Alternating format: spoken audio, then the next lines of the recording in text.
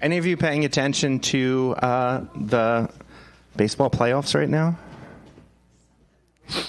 You will almost never hear me give sports metaphors from a sermon. I know that is such a cliche thing for pastors to do. I will almost never do that unless we are in the playoffs.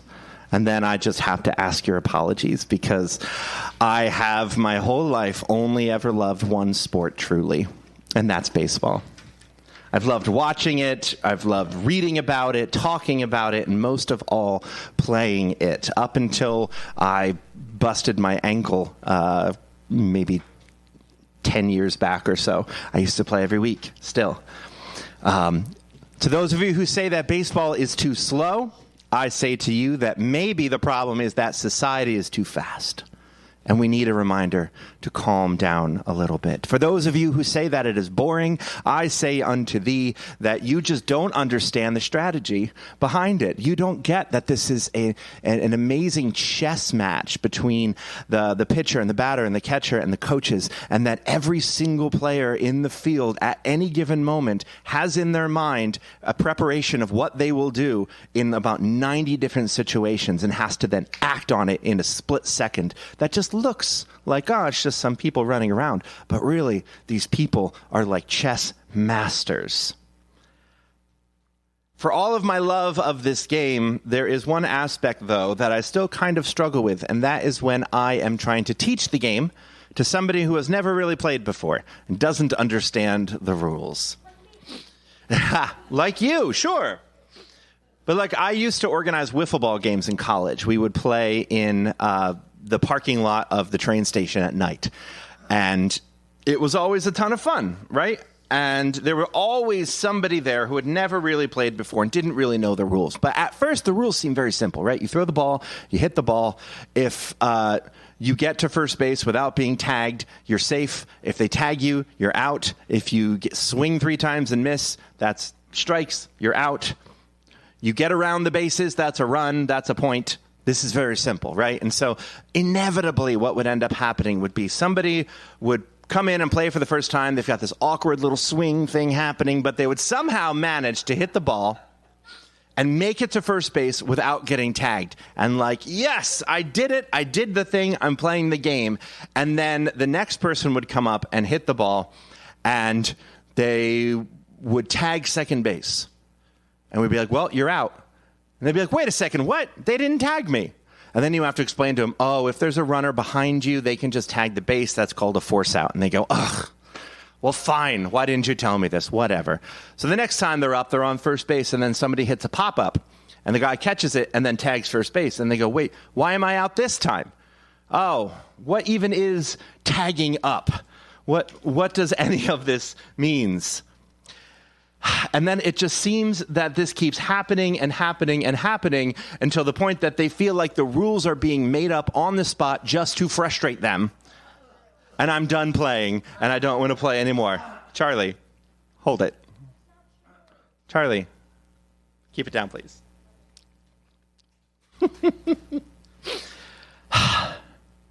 And this is all before they learn about things like the infield fly rule and the ground rule double, or a passed ball on a third strike, overrunning first base. Or before you know it, this game went from being such a simple game to being one that is infinitely complicated, and they feel like they want to quit. Have you ever experienced this in your life? I definitely have. But after all, if you do away with the rules, if you do just simplify it down to that, then what's the point of playing? The rules of baseball are what make it baseball. If you remove the rule that the ball can't bounce before it gets to the plate, and you change the shape of the bat, well, then you're just playing cricket. That's not baseball anymore. Rules give shape and identity to the game itself. Now, I'm sure that when baseball was first being developed in the 1800s, it had very simple rules. Just a bunch of people playing in a field. But then one day something unusual happened, and they all had to kind of stop the game and say, well, wait a second, what do we do about that? And that's when a rule was born. And then another thing happened, and another thing happened, and another rule was born, and another rule was born. And with a game as old as baseball, they've had some time to create quite a few rules. The official 2023 baseball rule book, by the way, is 192 pages, in case you're wondering. 192 pages of rules. Try to memorize all 192 pages of rules. The longer a sport exists, the longer the rule book will be, because the more obscure situations will have come up that will require a rule. So imagine, if you will, it's the 1800s and you and your buddies are getting together to play a game of stickball or whatever you're calling it at the time, and there is no codified baseball rule yet. So you get together with the people in your town to face the town next door, and you have to, before you start, say, okay, whose rules are we using? Because otherwise, you're just going to stop every single play and argue about who was safe and who was out, and you would spend all your time fighting and none of the time actually playing and enjoying the thing that you're doing. That's what games are about, right? They're not about the rules. They're about having fun. They're about playing. Agreeing on a set of rules and then following those rules frees you to actually focus on the sport itself. It frees you to actually have a good time together. So imagine now that you are an Israelite. 3 months ago, you were a slave, working all day long on Pharaoh's construction projects. Your parents were also slaves. You were born into slavery. Your grandparents, they were slaves. Their grandparents, they were slaves. Hundreds and hundreds of years of your people have served Pharaoh. Your identity is wrapped up in Egyptian identity. You do not have an identity that is separate from the people who have enslaved you. Sure, you have stories of Abraham and Isaac and Jacob. You have stories of this promised land, but they are just stories. You don't have a whole lot of your own customs because you are here in Egypt. And the Egyptians, my friends, have the longest and richest history in the history of the world, almost. They had built the Great Pyramids of Giza over 1,000 years before Abraham was born. The Egyptians had a written language, complex religious systems, and most of all, a sense of identity, something that the Israelites did not have. And so now here they are, suddenly free, suddenly a people who once were not. Suddenly they have a God that is with them, performing miracles in the wilderness. Suddenly they have a purpose. Suddenly they are a people. And that's a lot to take in right away. If you talk to anyone who has been rescued from modern-day human trafficking, they'll tell you that it's not easy to just readjust back to society. When your psyche has been so twisted in that way that you no longer see yourself as an independent human, but one who exists only in relation to another, something happens to a person. And it takes a while for them to regain that sense of self. I mean, abused people are more likely to return to abusive situations, partially because they believe that's who they are, and that's still who they are. So when the people are constantly complaining to Moses in the desert, begging them to go back to Egypt, or at least they knew where their next meal was coming from, it should come as no surprise.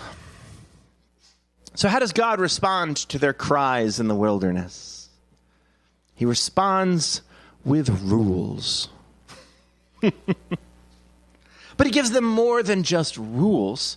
When Moses comes down from the mountain with those tablets with writing on them, he's not just bringing them demands of an unreasonable God. He's not bringing them the moral code that has existed at the fabric of the universe from the beginning of time. He is, no, far from it. People often twist this passage in that way and make God out to be this kind of mean daddy who just has a list of thou shalt nots, as if God is just this angry and unreasonable parent. But no, what God is giving them is something way more essential. God is giving them a sense of identity. Because these laws were not for the Egyptians. They were not for the Midianites or the Amalekites. They were not meant to be followed by the Ammonites or the Philistines. They were for Israel, and Israel alone. And Israel didn't expect anyone else to follow their rules because it wasn't their rules. It was Israel's rules. It was a gift from God to help them create a sense of identity and purpose. It's what made them unique. It's what gave them meaning. This is what begins the long process of healing and transformation that takes a disorganized, ragtag group of slaves and turns them into God's chosen nation. God was giving a disunified people something to unite around. He was bringing them together. He was giving them the basic rules of this game called How to Live as an Israelite so that they could get busy with the business of living. And then as time went on and situations came up that were not in the original rules, God had to give them more specific rules to help them learn how to better play the game. If the 10 Commandments are like the basic rules of baseball that you explain to a newbie in a parking lot of a train stop, then the book of Leviticus would be more like Rule 7.05b in the baseball handbook that awards a batter a triple if a fielder catches a ball with their hat. Unique situations often call for unique rulings that sound very strange out of context, but make perfect sense if you're playing the game. So I wonder, friends, what if we took some time to rework how we think about biblical law? Many of us here in this space and this virtual space come from religious spaces where the laws were used to beat us down and keep us in line. And our first inclination now that we are no longer in that place is to reject even the idea of the law. But what if we recontextualized it? What if we took a moment and thought of the law as a way of creating identity? What if we saw them as basic guidelines on how to play this game together? What then? What would our 10 Commandments look like if we reimagined them right now? And I don't mean that rhetorically. Oh, you who are here in this space. Can we play around a little bit with this? If love God and love people, let's say that's the foundational truth behind Christianity, behind Judaism, behind nearly every single religion in human history. If that's our core foundational law, what other laws would you make to form a better spiritual community in 2023? Now, I don't necessarily mean civil laws. I don't want your ideas on how to reform property tax and whatnot.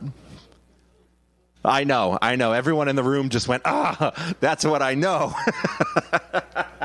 I mean spiritual, religious commandments. Let's try to make our own 10 Commandments. What would you put in there?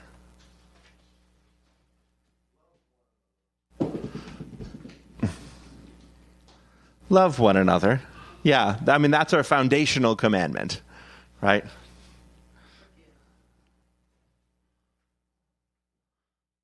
Thou shalt forgive. Any other qualifications to that? As you would like to be forgiven is a nice way to put that.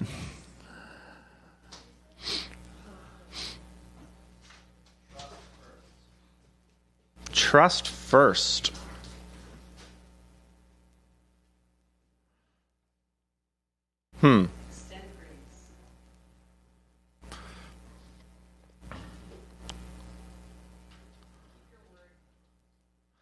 Keep your word is a nice rephrasing of thou shalt not commit false testimony against thy brother, or however the King James puts that, right? Can I add a tweak to the trust first?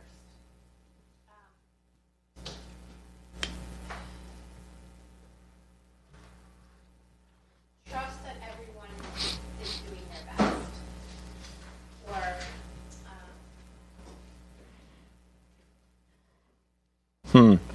Trust that everyone is doing their best. Yeah, or be trustworthy. Well, what I'm thinking is that in the midst of an argument, if you don't get along, or you, it's easy to assume that people are out to get you, or that are just self-preservationists. Yeah. But to trust, even if it's not true, but trust that everyone is doing their best with what they have.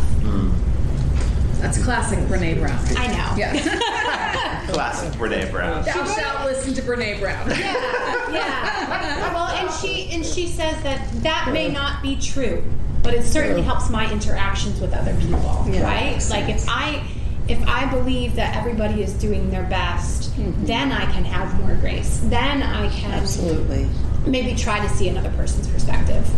I think you showed that video, and I think that's always stuck with me. Like I try to live my life in such a way that I allow people to disappoint me, where I don't assume the worst in people first.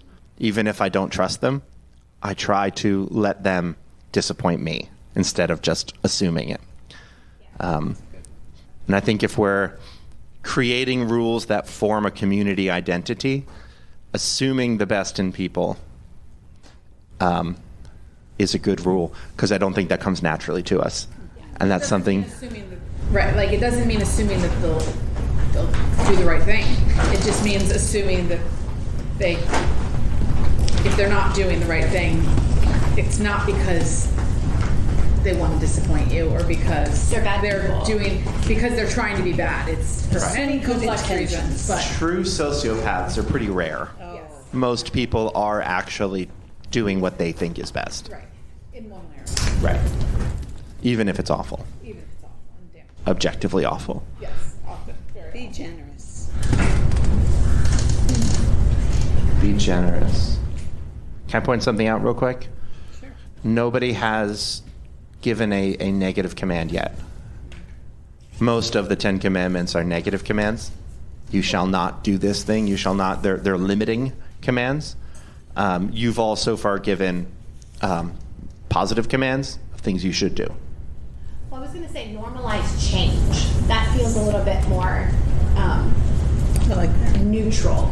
Like change can be really scary, but normalize it. Normalize change. Mm-hmm. Thou shalt be helpful. Thou shalt be helpful. I love that.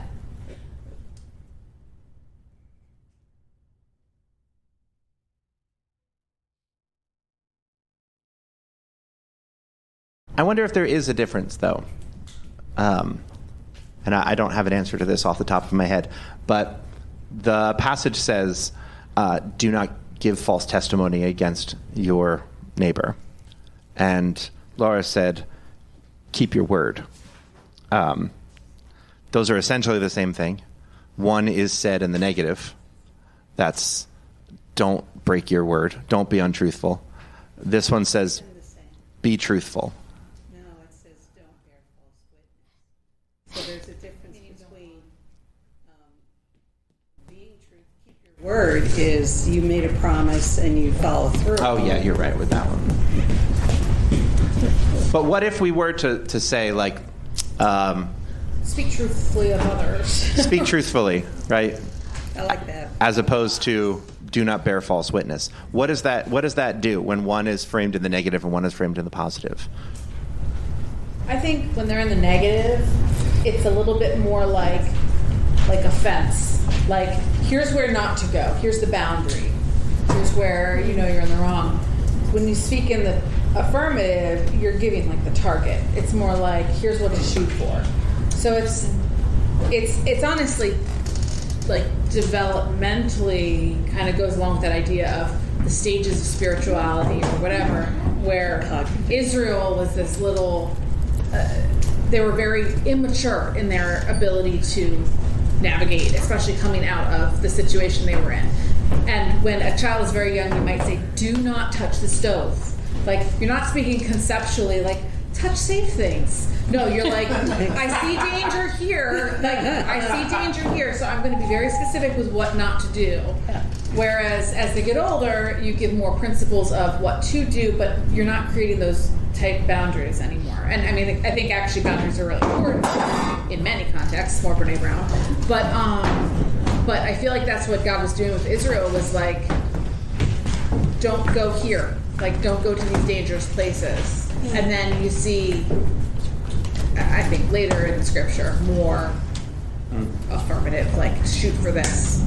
And I feel like we're saying things that are like more like yeah. I love that visual image that the negative laws are a fence to keep you from getting too far, and the positive affirmation laws are a target. That's gonna play around in my mind for a while. I appreciate that image. I think too with the positive is it's an encouraging to work towards something versus like it just frames it differently. Like positive is like, hey, let's go for that. Like let's try to do that versus being always worried about don't do something. I think it's an encouragement to focus on outward focus. I mean, it's probably very similar. Like, defense and you're actively aiming at doing something versus like pulling back and making sure you don't do something. And it also seems when you focus on the negative like that, the first human response is, where are the loopholes? Right? So do not kill is what it says, right? Or does it say do not murder? Because then what do we do about self-defense? What do we do about war? What do we do about this, that, the other? So when you say don't do this, well, or like don't do work on the Sabbath, respect the Sabbath and keep it holy. And then the question becomes, well, what do you do if your donkey falls into a pit on the Sabbath? Because getting it out would be work, but letting it die would be against other commands about the sanctity of life. So which one wins, right? And so when you frame everything in terms of the negative, you end up just trying to find all the exceptions to it. But I love, who was it that said, it was Laura, that it's really helpful with a young faith or with an immature faith, somebody who is just escaping out of something. I mean, it has been my experience that myself included and others that have come out of something, maybe it's out of addiction or out of abuse, out of oppression, tend to migrate more towards a more legalistic faith. You know, Paul is a good example of that in the Bible. You tend to end up with a lot more of a fundamentalist, rule-based religion. And the people who have come out of fundamentalist, rule-based religions seem to come more towards the more expansive, positive way of thinking. I wonder if there's a way that we can hold both and allow both to be true and good and useful for times for people without it being a competition about who has the right truth, but who has the right truth in the moment that's helpful for you. We live in such a negative world that people who are already struggling to have something else negative, it's like another hit. Whereas something positive is more hopeful, or I can do this, rather than being hit with something else to deal with. Yeah, it's already such a negative world, and people are already hit with so much negativity.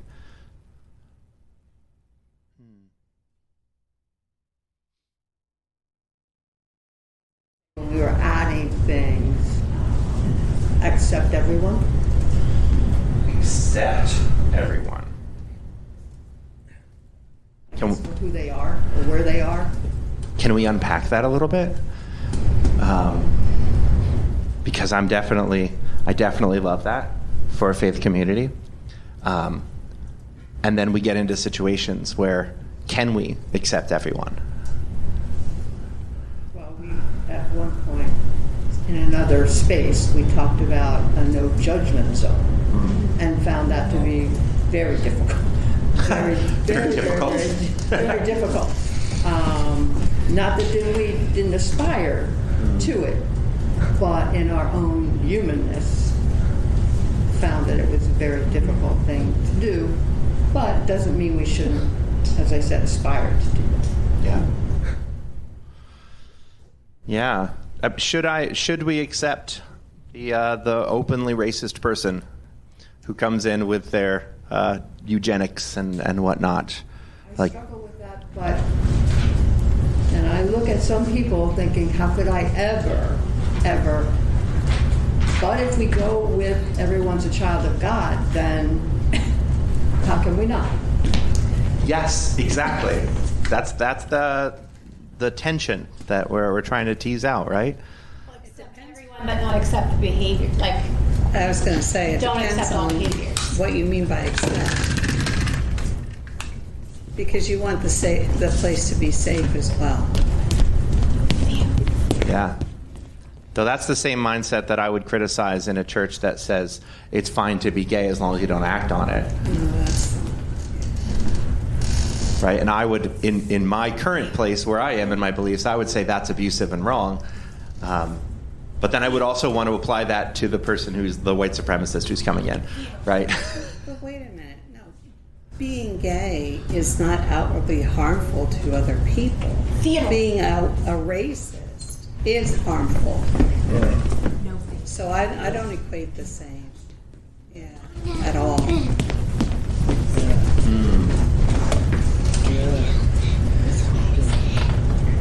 I think it goes back to the behavior versus the person. And I think it's very okay to say what behavior is or is not acceptable. And yeah, you're going to run into problems because there's going to be people who say that exactly about the issue of LGBTQ everything. And I think that's just one of the hard truths. You can't say, like, we accept all behavior or all beliefs. It doesn't mean that you don't value the person as a child of God, but it's like when it comes to the space that you have authority over or that is your space, there has to be, at a certain point, a sense of, not here, like, doesn't take away from your humanity at all. It doesn't take... I think I can't function if I don't distinguish between people and people's humanity and their behavior. I just can't. Yeah, I think you made a perfect statement I think it was last week, when you talked about Cavalcante and how the actions and the things he has done, then there has to be, I don't know what the wording you used. Reconciliation. Right. That just be, somebody does something terrible, and there has to be that reconciliation before. So it is that, person behavior, repentance, or whatever. I wonder if I could add a negative command to this, our list, and say something like, thou shalt not diminish your neighbor's humanity, as like a guiding principle, where like you are welcome, you are accepted, you are given grace, and we trust that you are trying your best. But at the end of it, if that then equates to diminishing somebody else, then that's the line for me. Right, I think it was it James Baldwin who said that we can agree to disagree on issues unless the issue is my inherent humanity and right to exist.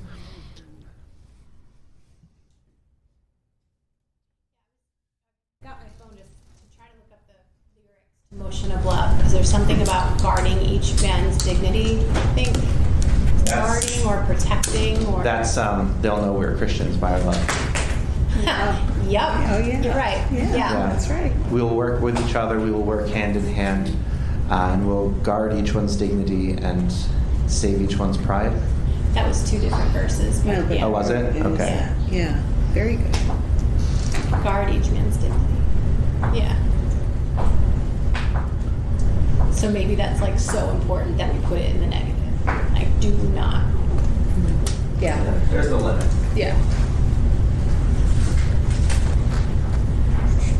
I think so many of us live the life and express the life that I sum up in a few words what you said. I accept you, but that's not the life. I want to live and the life that God wants us to live. I mean, that's where we're at in this world today, in America. Yeah. So that's 9 commandments. Does anybody want to round us out with 10? Thou shalt not root for the Braves. I don't know. Live in communion with the earth. Live in communion with the earth. I can get behind that. I think that that command, if you aim for that, will then overflow into many of the other ones. The book of Proverbs says that the good person is good to their animals. That's something Lisa and I have talked about. You can tell whether the true heart of a person by how they treat non-human beings. Non-human persons, sorry. When you are learning to live in communion with the earth and recognizing that the earth is not separate from you, that there is no outside, that there is no environment, that we are all one and the same, it does change the way you interact with your fellow human. So here's our 10 commandments, if you will. Thou shalt forgive. Thou shalt trust first. Thou shalt extend grace to thy neighbor. Thou shalt keep thy word. Thou shalt be generous. Thou shalt normalize change. Thou shalt be helpful in all things. Thou shalt accept everyone as best as thou art able. Thou shalt not diminish thy neighbor's dignity. And thou shalt live in communion with all of the earth. I could live by those. There's a nice combination of things to aim for and things to avoid in that. And if we did adopt those as commandments, as a way of living, and somebody were to break one of them, they wouldn't be kicked out of the community. We wouldn't say that these rules apply to everyone all the time, in all situations, in all places. Some of these rules you don't even need to give to people. Like, can you imagine handing these rules over to a Lenape person and saying, thou shalt live in community with the earth? And they're like, wait, there's another way? That's just life. You don't need to write that down. And so if we were to adopt these rules, I think we would have grace for each other. We would see these as identifying markers that help us to better live out the everyday situations as they come up. Because sure, we love God, we love people, and everything else is just details, but we got to work out those details somehow, right? So I'm so happy that you all are the sorts of people who think about these things and have brilliant answers to things. Because I don't think I could have come up with something that beautiful.